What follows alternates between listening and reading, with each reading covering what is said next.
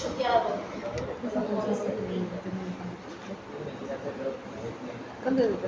¿Alguna vez han escuchado algún caso así de alguno de sus amigos, de repente, de una experiencia, que han, se han equivocado? Tengo bastante casos.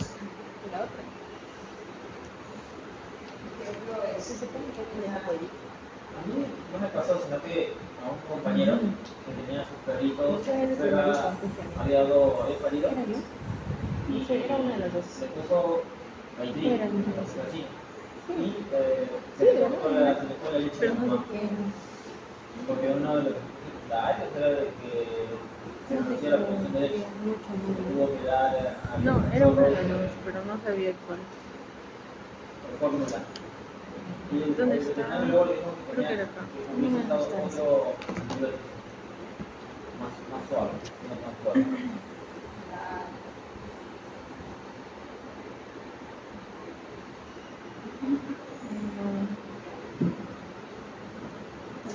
Vamos a empezar con el ¿Qué tema te pongo? Semana la 13. ya estar avanzando. Pero no sé quién.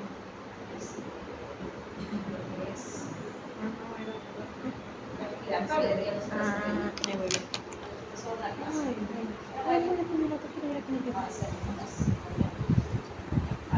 A ver, Sí, ¿quién pero toca tiene después? que, la verdad, A mí. los animales son bien fuertes. Creo que Klaus está. Yo he visto muchas veces que Sí. nos equivocamos. Yo lo que digo no, bueno, no creo que me he equivocado, pero voy a decir no, porque alguna vez he puesto alguna inyección, alguna vacuna, pero recuerdo haber puesto cuando recién comenzaba, y como tiene que estar simultánea y se me triangulito, y me pasé. Y yo estaba poniendo y me sentí mojadito, y me había pasado, ¿no? Pero ahí estaba la dueña, entonces realmente me metí, lo que faltaba y le no dije nada, dijo, no, ya está. Y luego, como estaba en una veterinaria, rogaba, como sabía quién era el perrito, rogaba que no se enfermara. Como estuve ahí como 2 años, creo, más bien nunca el perrito se enfermó, vino al siguiente año con su siguiente vacuna.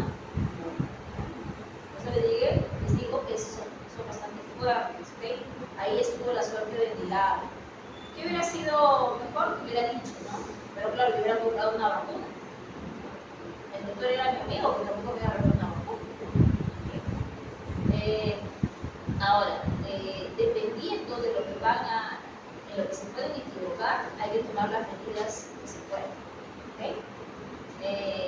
Siempre chequeo muchas veces lo que son las dosis que van a aplicar, si están bien o mal. ¿Okay? Más en el caso se van a trabajar en anestesia, ¿okay? O fármacos que puedan tener alguna toxicidad. Unos fármacos, por ejemplo, ahorita que vamos a ver, unos fármacos que son neurotóxicos. Y si el animal es un animal renal, un animal que tenga una insuficiencia renal, imagínense que le pongan un fármaco nefrotóxico. Ya lo mataron, ya le cocinaron el riñón, y ha sucedido eso. Porque justo en la veterinaria San Marcos, una de las internas se equivocó, no se dio cuenta, pero también es culpa de los residentes, los que tienen que supervisar.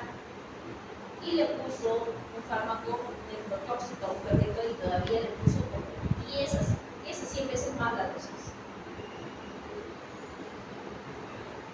El perrito se murió. Obviamente se va a morir, pero no en esas circunstancias, ¿no? Y siempre el dueño siempre va a confiar en nosotros, se lo va a llevar, porque eso suele pasar. Cuando tengan su primer animalito que se le muera, va a ser muy difícil, ¿no? Bastante de reformar, que ustedes no tengan nada que ver, porque el primer perrito que se murió, nosotros hacíamos la guardia, cuando yo estaba en 6º año, hacer la guardia en la clínica, se murió un perrito que era un chihuahua, que era una perrita reproductora, se murió en la madrugada. Era porque el perro de los dueños, como le disfrutaba tanto, la perrita entró como en un proceso como de preeclampsia, una presión súper alta, y además el animal tenía edema, a pesar que le pusimos directo, nada, no pasó, y se murió. Nosotros no sabíamos, se murió. Aquí llegó el doctor, como era de guardia, era madrugada, le tocábamos y le llamamos al médico. Doctor, no. ¿Qué pasa? Le levanta de tu pijama, ¿no? ¿Qué pasó? Se ha muerto la perrita. ¿Y qué quiere que haga? Que le dé los santos óleos, les dé unción. Me dice, ya pues, por eso vamos a sacar y ya, que se vaya. Vale. Y nos chocó, ya pues.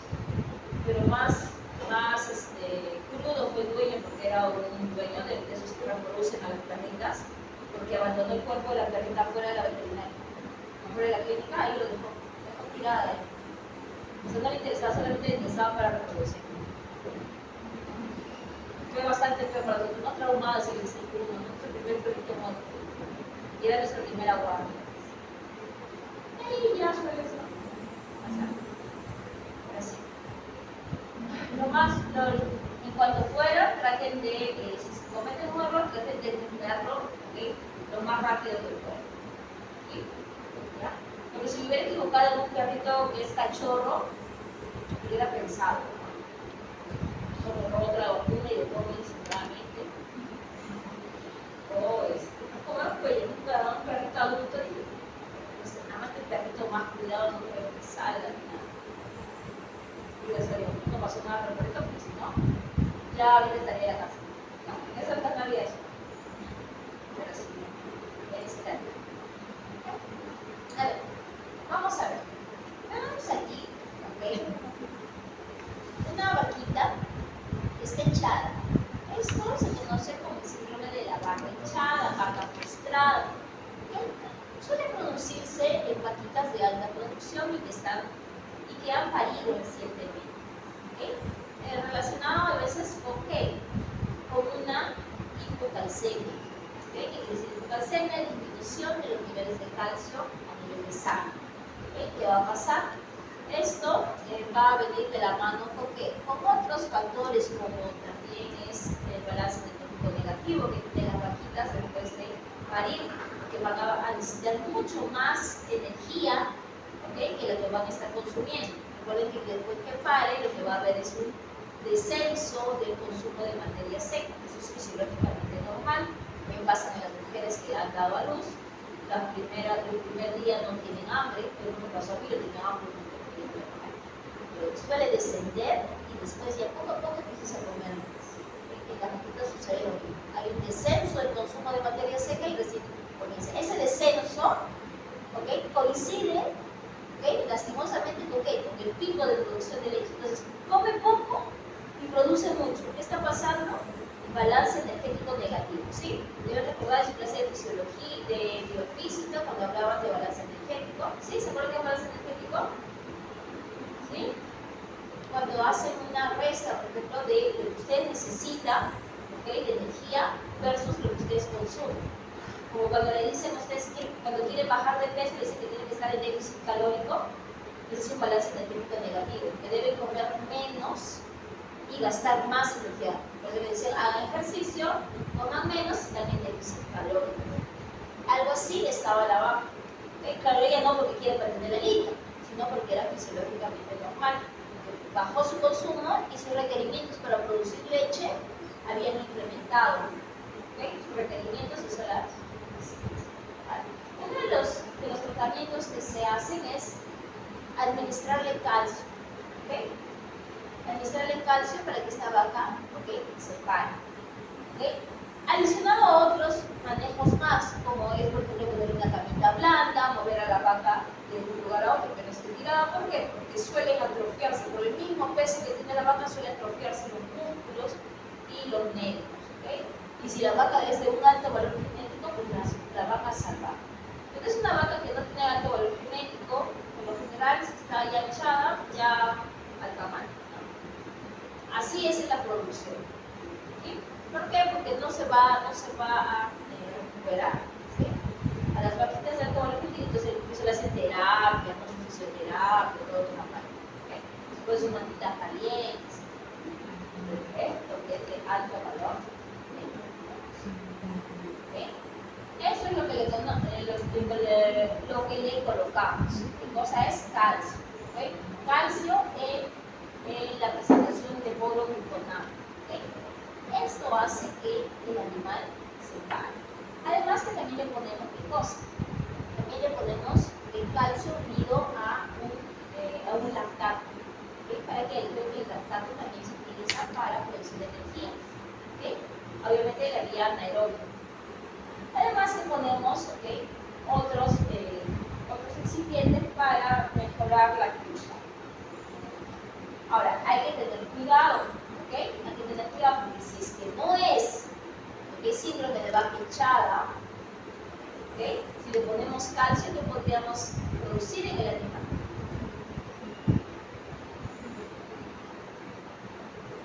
Problemas cardíacos. El incremento de calcio, por qué cosa va a ser? No solamente el calcio es para la contracción del músculo esquelético, sino para la contracción de todos los músculos que hay en el organismo, incluido el corazón. Entonces, por eso hay que tener cuidado. El manejo de los fármacos, recuerden que no existe una sola guía. Necesito para el músculo, ojalá que este boroglutenato se vaya solamente al músculo, a la pierna nomás, no se vea todo lado, pues existen los efectos adversos que tenemos. Vamos a hablar, cómo este boroglutenato se va a estar absorbiendo, cómo es que se va a regular lo que son los minerales. Primero vamos a hablar un poquito de lo que es la fisiología renal.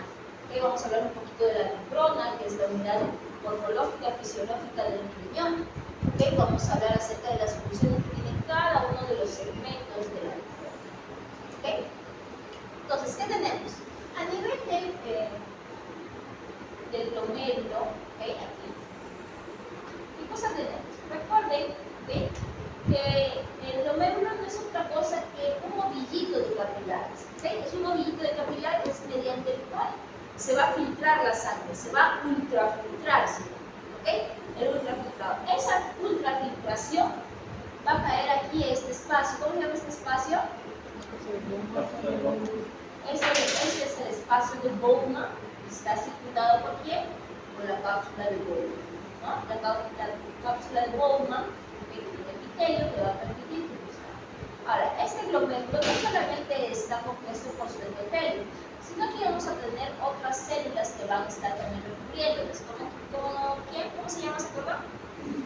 Los podocitos, ¿sí? Los podocitos tienen como unas patitas y a través de esas patitas es que va a pasar el ultrafiltrado.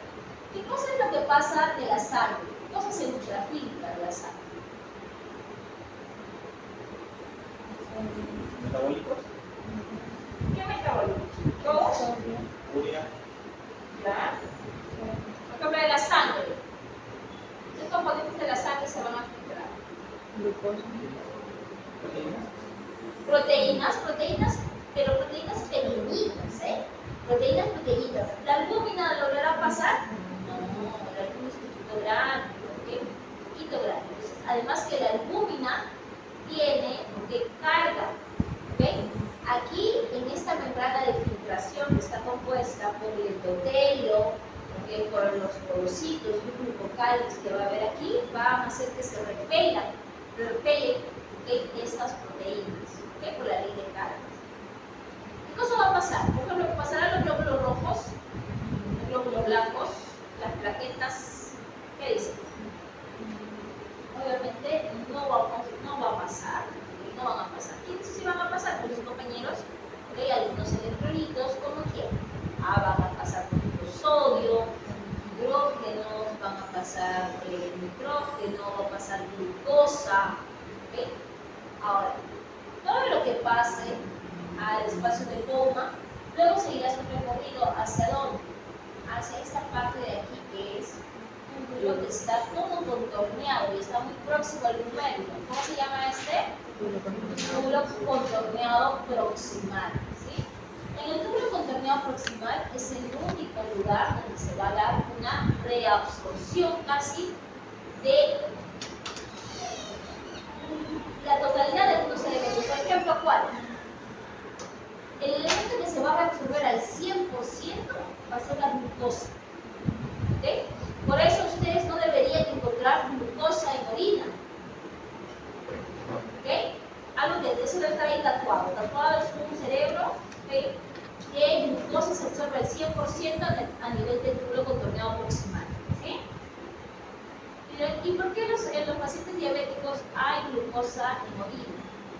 Hay glucosa en orina, ¿por qué? Porque recuerden que la glucosa se va a absorber a nivel del túbulo contorneado proximal a través de los transportadores de sodio y glucosa, a través de los SGLT 1 y 2. ¿Okay? Y recuerden que estos, ¿qué tipo de transporte es? ¿No? Activo, secundario, ¿se acuerdan? ¿Sí? Ya. Esto suele a veces rebasar la capacidad de estos transportadores y como hay tanta glucosa, la glucosa va a pasar. Y no hay otro lugar donde se va a poder reabsorber. ¿Okay? Ahora, recuerden que el término aquí en glomérulo es reabsorción. ¿Okay? No es absorción como en el gástrico. ¿Sí? Ya. ¿Qué más se va a reabsorber a nivel del túbulo contorneado proximal? Se va a reabsorber sodio, se va a reabsorber lactato. ¿Okay? Y algo que hay que recordar también es que el sistema renal es uno de los pocos medios por el cual se van a poder eliminar ácidos. ¿Okay? Uno de los pocos medios. No hay otra manera. ¿Cómo se va a eliminar? ¿Okay? Aquí secretando, por ejemplo, hidrogeniones. Y aquí deben recordar la reacción que hay, ¿se acuerdan? De CO2, agua, anhidrasa carbónica, ¿verdad? ¿No? CO2 más agua, el efecto de la anhidrasa carbónica que va a producir ácido carbónico. Este ácido carbónico es muy inestable y va a producir